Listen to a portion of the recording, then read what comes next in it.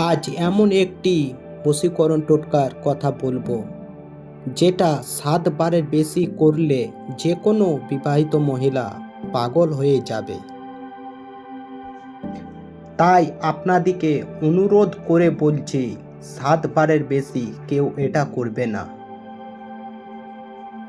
এই বশীকরণ টোটকা যে কোনো বিবাহিত মহিলাকে কাছে পাওয়ার জন্য খুব মারাত্মক। এই বশীকরণ যে কোনো বিবাহিত মহিলাকে প্রেমে পাগল করার জন্য।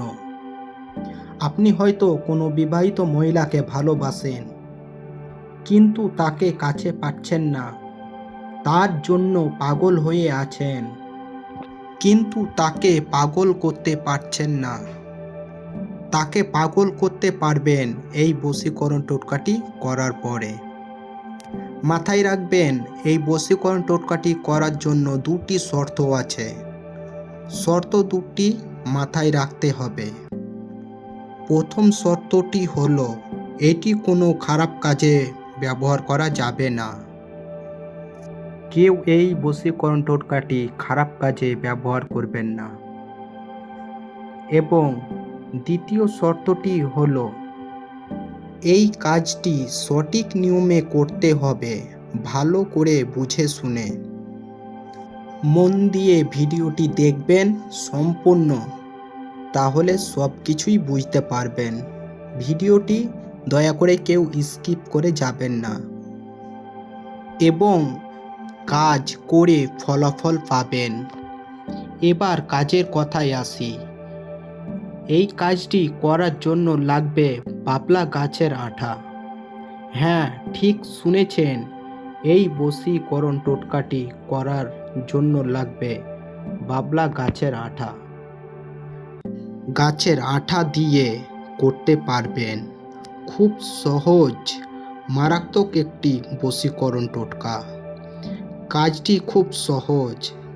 একটি করার জন্য একটি মন্ত্র আছে। সেই মন্ত্রটি হলো ওং কামদেবায় নমঃ। এই মন্ত্রটি 105 বার জপ করে, তার নাম 105 বার জপ করে বাবলা গাছের আঠায় হাত দিয়ে জপ করার পরে 105 বার ফু দেবেন। সেই বাবলার আঠাটা হাতে। তারপরে যেটা করবেন সেটা হলো, এই আঠাটা তার শরীরের মধ্যে লাগিয়ে দেবেন নিয়ে গিয়ে। মনে রাখবেন, এই আঠা একবার লেগে গেলে সে আপনার সাথে সারা জীবনের মতো লেগে যাবে। তার সাথে সব কিছুই করতে পারবেন, এমনকি তার সাথে সহবাস করতে পারবেন। এতটাই পাওয়ারফুল বশীকরণ। যেমন কাঁঠালের আঠা লাগলে পরে ছাড়ে না, ঠিক তেমন বাবলা গাছের আঠা দিয়ে বশীকরণ করলে কোনো দিনও ছাড়ে না। সঠিক নিয়মে কাজ করুন, ফল পাবেন। আর এমন সহজ সহজ বশীকরণের টোটকার ভিডিও পেতে আমার চ্যানেলটি সাবস্ক্রাইব করে আমার পাশে থাকেন। কেননা এমন সহজ সহজ বশীকরণ টোটকার ভিডিও আমি নিয়ে আসি। ভালো থাকুন, সুস্থ থাকুন। আবার দেখা হবে পরের ভিডিওতে। আরেকটি জরুরি কথা, এই কাজের ফলাফলের জন্য কোনো চ্যানেল কর্তৃপক্ষ কোনো দায়ী থাকবে না।